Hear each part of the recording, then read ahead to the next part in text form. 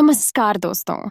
आज हम बात करने जा रहे हैं एक ऐसी कहानी की जो न सिर्फ दिल को छू लेती है बल्कि भाई भाई के संबंधों की गहराइयों को भी समझाती है। ये कहानी है मुंशी प्रेमचंद की दो भाई, एक कहानी जिसमें है प्रेम, परिवार और समर्पण। इस कहानी में दो भाइयों का जीवन से भरा सफर है। उनकी सारी कठिनाइयां, खुशियां और एक दूसरे के लिए उनकी वफादारी हमें यह समझाती है कि असली खुशी किस प्रकार से मिलती है जब हम अपने रिश्ते को पहले रखते हैं। मुंशी प्रेमचंद, जो अपने समय के सबसे प्रसिद्ध लेखकों में से एक हैं, अपनी कहानियों के माध्यम से सामाजिक समस्याओं और मानव भावनाओं को बेहद खूबसूरती से बयान करते हैं। दो भाई, उनकी इन खोजों का एक अद्भुत उदाहरण है। तो चलिए शुरू करते हैं। प्रातःकाल सूर्य की सुहावनी सुनहरी धूप में कलावती दोनों बेटों को जांघों पर बैठा दूध और रोटी खिलाती। केदार बड़ा था, माधव छोटा। दोनों मुंह में कौर लिए कई पग उछल कूद कर फिर जांघों पर आ बैठते और अपनी तोतली बोली में इस प्रार्थना की रट लगाते थे जिसमें एक पुराने सहृदय कवि ने किसी जाड़े के सताए हुए बालक के हृदयोद्गार को प्रकट किया है। दैव दैव घाम करो, तुम्हारे बालक को लगता झाड़ मां उन्हें चुमकार कर बुलाती और बड़े बड़े कौर खिलाती। उसके हृदय में प्रेम की उमंग थी और नेत्रों में गर्व की झलक। दोनों भाई बड़े हुए, साथ साथ गले में बाहें डाले खेलते थे। केदार की बुद्धि चुस्त थी, माधव का शरीर। दोनों में इतना स्नेह था कि साथ साथ पाठशाला जाते, साथ साथ खाते और साथ ही साथ रहते थे। दोनों भाइयों का ब्याह हुआ। केदार की वधू चंपा अमित भाषिणी और चंचला थी। माधव की वधू श्यामा सांवली सलोनी, रूपराशि की खान थी। बड़ी ही मृदुभाषिणी, बड़ी ही सुशीला और शांत स्वभावा थी। केदार चंपा पर मोहे और माधव श्यामा पर रीझे। परंतु कलावती का मन किसी से न मिला। वह दोनों से प्रसन्न और दोनों से अप्रसन्न थी। उसकी शिक्षा दीक्षा का बहुत अंश इस व्यर्थ के प्रयत्न में व्यय होता था कि चंपा अपनी कार्यकुशलता का एक भाग श्यामा के शांत स्वभाव से बदल ले। दोनों भाई संतानवान हुए। हरा भरा वृक्ष खूब फैला और फलों से लद गया। कुत्सित वृक्ष में केवल एक फल दृष्टिगोचर हुआ, वह भी कुछ पीला सा मुरझाया हुआ। किंतु दोनों अप्रसन्न थे। माधव को धन संपत्ति की लालसा थी और केदार को संतान की अभिलाषा। भाग्य की इस कूटनीति ने शनैः शनैः द्वेष का रूप धारण किया, जो स्वाभाविक था। श्यामा अपने लड़कों को संवारने सुधारने में लगी रहती। उसे सिर उठाने की फुर्सत नहीं मिलती थी। बेचारी चंपा को चूल्हे में जलना और चक्की में पिसना पड़ता। यह अनीति कभी कभी कटु शब्दों में निकल जाती। श्यामा सुनती, कुढ़ती और चुपचाप सह लेती। परंतु उसकी यह सहनशीलता चंपा के क्रोध को शांत करने के बदले और बढ़ाती, यहां तक कि प्याला लबालब भर गया। हिरण्य भागने की राह न पाकर शिकारी की तरफ लपका। चंपा और श्यामा समकोण बनाने वाली रेखाओं की भांति अलग हो गईं। उस दिन एक ही घर में दो चूल्हे जले, परंतु भाइयों ने दाने की सूरत न देखी और कलावती सारे दिन रोती रही। कई वर्ष बीत गए। दोनों भाई, जो किसी समय एक ही पालथी पर बैठते थे, एक ही थाली में खाते थे और एक ही छाती से दूध पीते थे, उन्हें अब एक घर में, एक गांव में रहना कठिन हो गया। परंतु कुल की साख में बट्टा न लगे, इसलिए ईर्ष्या और द्वेष की धधकी हुई आग को राख के नीचे दबाने की व्यर्थ चेष्टा की जाती थी। उन लोगों में अब भ्रातृस्नेह न था, केवल भाई के नाम की लाज थी। मां भी जीवित थी, पर दोनों बेटों का वैमनस्य देखकर आंसू बहाया करती। हृदय में प्रेम था, पर नेत्रों में अभिमान न था। कुसुम वहीं था, परंतु वह छठा न थी। दोनों भाई जब लड़के थे, तब एक को रोते देख दूसरा भी रोने लगता था।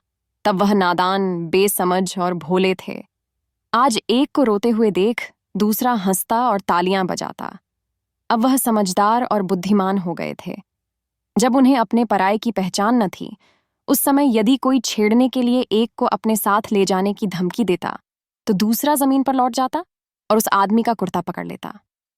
अब यदि एक भाई को मृत्यु भी धमकाती, तो दूसरे के नेत्रों में आंसू न आते। अब उन्हें अपने पराये की पहचान हो गई थी। बेचारे माधव की दशा शोचनीय थी। खर्च अधिक था और आमदनी कम।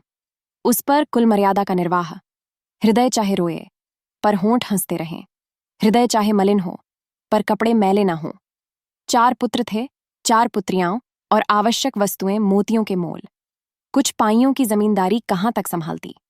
लड़कों का ब्याह अपने वश की बात थी, पर लड़कियों का विवाह कैसे टल सकता। 2 पाई जमीन पहली कन्या के विवाह में भेंट हो गई, उस पर भी बाराती बिना भात खाए आंगन से उठ गए। शेष दूसरी कन्या के विवाह में निकल गई।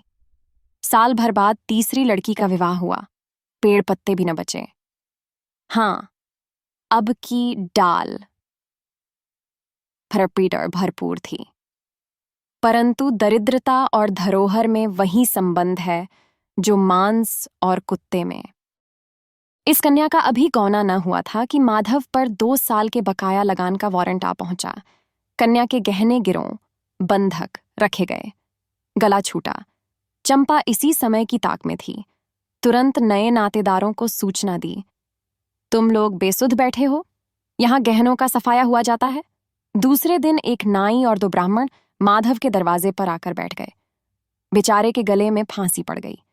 रुपये कहाँ से आवें, न जमीन, न जायदाद, न बाग, न बगीचा। रहा विश्वास, वह कभी का उठ चुका था। अब यदि कोई संपत्ति थी तो केवल वही 2 कोठरियां जिसमें उसने अपनी सारी आयु बिताई थी, और उनका कोई ग्राहक न था। विलंब से नाक कटी जाती थी। विवश होकर केदार के पास आया और आंखों में आंसू भरे बोला, भैया, इस समय मैं बड़े संकट में हूं, मेरी सहायता करो। केदार ने उत्तर दिया, मधु, आजकल मैं भी तंग हो रहा हूं, तुमसे सच कहता हूं। चंपा अधिकारपूर्ण स्वर से बोली, अरे, तो क्या इनके लिए भी तंग हो रहे हैं? अलग भोजन करने से क्या इज्जत अलग हो जाएगी? केदार ने स्त्री की ओर कनखियों से ताक कर कहा, नहीं नहीं, मेरा यह प्रयोजन नहीं था। हाथ तंग है तो क्या, कोई न कोई प्रबंध किया ही जाएगा। चंपा ने माधव से पूछा, 5-20 से कुछ ऊपर ही पर गहने रखे थे ना? माधव ने उत्तर दिया, हाँ, ब्याज सहित कोई 125 रुपये होते हैं। केदार रामायण पढ़ रहे थे, फिर पढ़ने में लग गए। चंपा ने तत्व की बातचीत शुरू की। रुपया बहुत है, हमारे पास होता तो कोई बात न थी, परंतु हमें भी दूसरे से दिलाना पड़ेगा, और महाजन बिना कुछ लिखाए पढ़ाए रुपया देते नहीं। माधव ने सोचा, यदि मेरे पास कुछ लिखाने पढ़ाने को होता तो क्या और महाजन मर गए थे? तुम्हारे दरवाजे आता क्यों? बोला, लिखने पढ़ने को मेरे पास है ही क्या? जो कुछ जगह जायदाद है वह यही घर है। केदार और चंपा ने एक दूसरे को मर्मभेदी नयनों से देखा और मन ही मन कहा, क्या आज सचमुच जीवन की प्यारी अभिलाषाएं पूरी होंगी? परंतु हृदय की यह उमंग मुंह तक आते आते गंभीर रूप धारण कर गई। चंपा बड़ी गंभीरता से बोली, घर पर तो कोई महाजन कदाचित ही रुपया दे, शहर हो तो कुछ किराया ही आवे, पर गमवई में तो कोई सेंत में रहने वाला भी नहीं। फिर सांझे की चीज ठहरी। केदार डरे कि कहीं चंपा की कठोरता से खेल बिगड़ न जाए। बोले, एक महाजन से मेरी जान पहचान है, वह कदाचित कहने सुनने में आ जाए। चंपा ने गर्दन हिलाकर इस युक्ति की सराहना की और बोली, पर 2-3-20 से अधिक मिलना कठिन है। केदार ने जान पर खेलकर कहा, अरे, बहुत दबाने पर 4-20 हो जाएंगे। और क्या? अब की चंपा ने तीव्र दृष्टि से केदार को देखा और अनमनी सी होकर बोली, महाजन ऐसे अंधे नहीं होते। माधव अपने भाई भावज के इस गुप्त रहस्य को कुछ कुछ समझता था। वह चकित था कि इन्हें इतनी बुद्धि कहां से मिल गई। बोला, और रुपये कहां से आवेंगे? चंपा चिढ़कर बोली, और रुपयों के लिए और फिक्र करो, 125 रुपये इन 2 कोठरियों के इस जन्म में कोई न देगा। 4-20 चाहो तो एक महाजन से दिला दूं, लिखा पढ़ी कर लो। माधव इन रहस्यमय बातों से सशंक हो गया। उसे भय हुआ कि यह लोग मेरे साथ कोई गहरी चाल चल रहे हैं। दृढ़ता के साथ अड़कर बोला, और कौन सी फिक्र करूं? गहने होते तो कहता, लाओ रख दूं। यहां तो कच्चा सूद भी नहीं है। जब बदनाम हुए तो क्या 10 के लिए, क्या 50 के लिए, दोनों एक ही बात है। यदि घर बेचकर मेरा नाम रह जाए तो यहां तक तो स्वीकार है, परंतु घर भी बेचूं और उस पर भी प्रतिष्ठा धूल में मिले, ऐसा मैं न करूंगा। केवल नाम का ध्यान है, नहीं एक बार नहीं कर जाऊं तो मेरा कोई क्या करेगा। और सच पूछो तो मुझे अपने नाम की कोई चिंता नहीं है। मुझे कौन जानता है, संसार तो भैया को हंसेगा। केदार का मुंह सूख गया। चंपा भी चकरा गई। वह बड़ी चतुर वाक्निपुण रमणी थी। उसे माधव जैसे घंवार से ऐसी दृढ़ता की आशा न थी।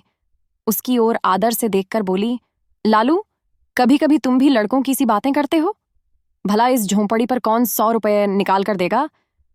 तुम 125 के बदले 100 ही दिलाओ। मैं आज ही अपना हिस्सा बेचती हूं। उतना ही मेरा भी तो है। घर पर तो तुमको वहीं 4-20 मिलेंगे।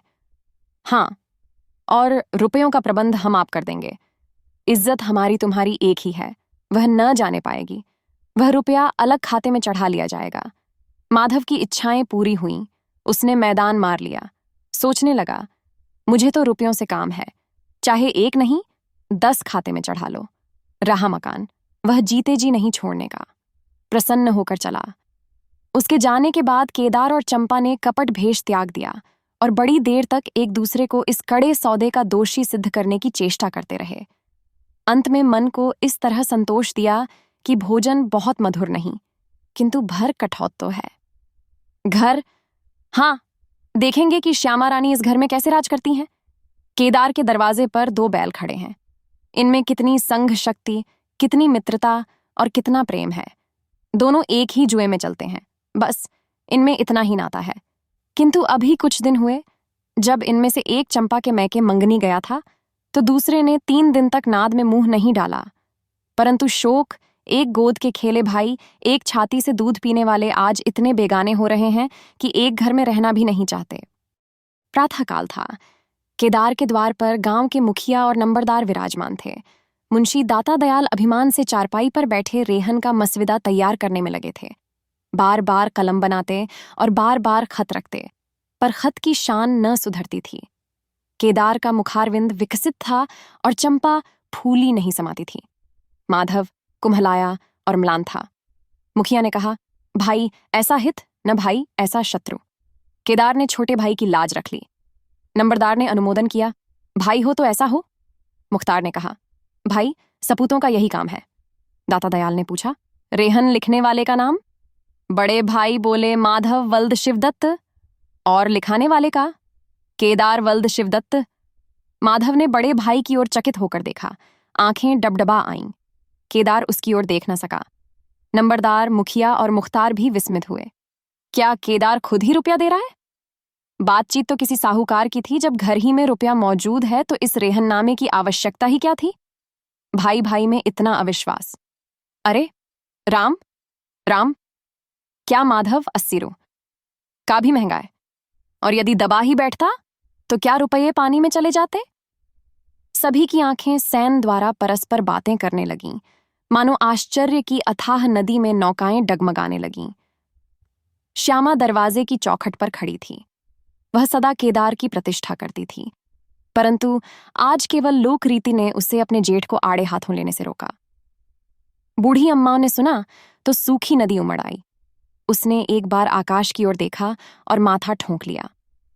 अब उसे उस दिन का स्मरण हो आया जब ऐसा ही सुहावना सुनहरा प्रभात था और 2 प्यारे प्यारे बच्चे उसकी गोद में बैठे हुए उछल कूद कर दूध रोटी खाते थे। उस समय माता के नेत्रों में कितना अभिमान था, हृदय में कितनी उमंग और कितना उत्साह। परंतु आज नयनों में लज्जा है और हृदय में शोक संताप। उसने पृथ्वी की ओर देखकर कातर स्वर में कहा, हे नारायण, क्या ऐसे पुत्रों को मेरी ही कोख में जन्म लेना था? तो दोस्तों, यही थी आज की प्रेरणादायक कहानी। अगर आपको इस कहानी से कुछ सीखने को मिला तो हमें कमेंट्स में ज़रूर बताएं। अगर आप और भी ऐसी ही दिलचस्प कहानियों और किताबों के सार सुनना चाहते हैं तो हमारे चैनल को सब्सक्राइब करना न भूलें। हर हफ्ते हम आपके लिए नई नई कहानियां लेकर आते हैं जो आपके जीवन में सकारात्मक बदलाव ला सकती हैं। और हाँ, इस वीडियो को लाइक और शेयर करना ना भूलें ताकि यह कहानी और भी लोगों तक पहुंच सके। मिलते हैं अगली कहानी में। तब तक के लिए सुनते रहिए, सीखते रहिए।